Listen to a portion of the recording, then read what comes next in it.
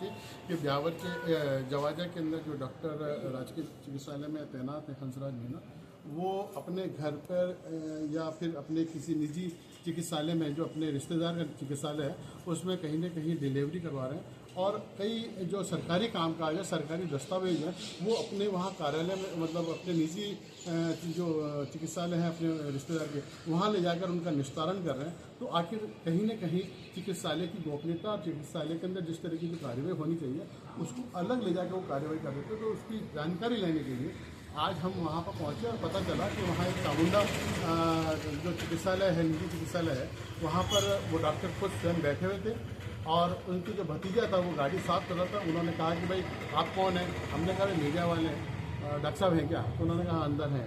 तो हमने कहा ठीक।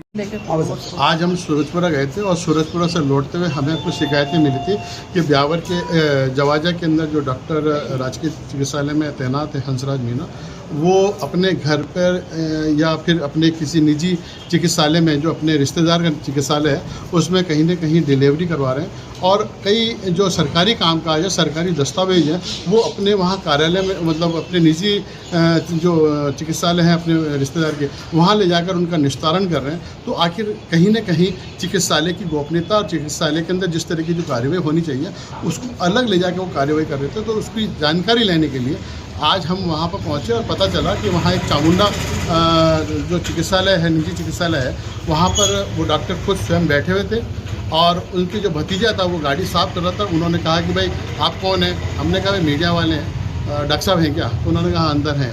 तो हमने कहा ठीक है। हम डॉक्टर साहब के पास गए, हमने मिले, बातचीत करने लगे। हमने कहा डॉक्टर साहब और क्या हाल चाल है? उनसे पूछा, लेकिन कहा कि आप कौन? हमने कहा मीडिया वाले। तो आप कैसे आए? यहाँ कैसे आए? यहाँ क्या ज़रूरत है आपको आने की और क्या है ये? मैंने कहा डॉक्टर साहब आप इतना नाराज़ ना हो, हम आप भी गए तो आपके पास ही तो आए।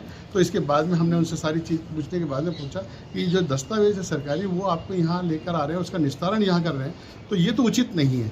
आपका सरकारी दस्तावेज तो सरकारी कार्यालय में होना चाहिए या आपके निवास पे होना चाहिए। लेकिन कहीं ना कहीं जो जिस तरह की जो कार्रवाई को अंजाम दिया जा रहा है वो अपने आप में कहीं ना कहीं गलत है और ये अच्छी बात नहीं है। तो उन्होंने कहा कि तुम कौन हो? मेरे को सिखाने वाले हो क्या? ये हो गया।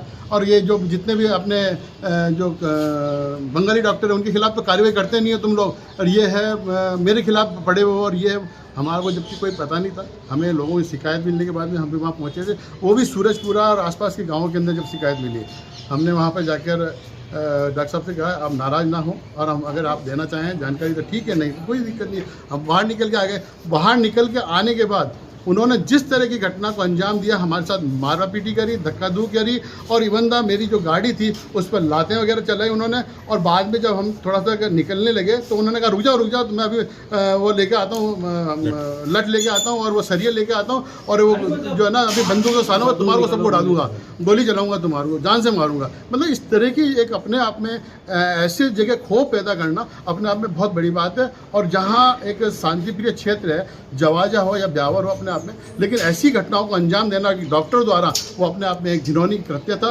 जिसके लिए हम सारे ब्यावर जिला पत्रकार संघ इसकी निंदा करता है और तत्काल प्रभाव से इसको निलंबित करने की मांग की है। जिला कलेक्टर महोदय को आज हमने ज्ञापन दिया है और अगर इसका निलंबित नहीं हुआ तो हम इसके लेकर धरना प्रदर्शन करेंगे।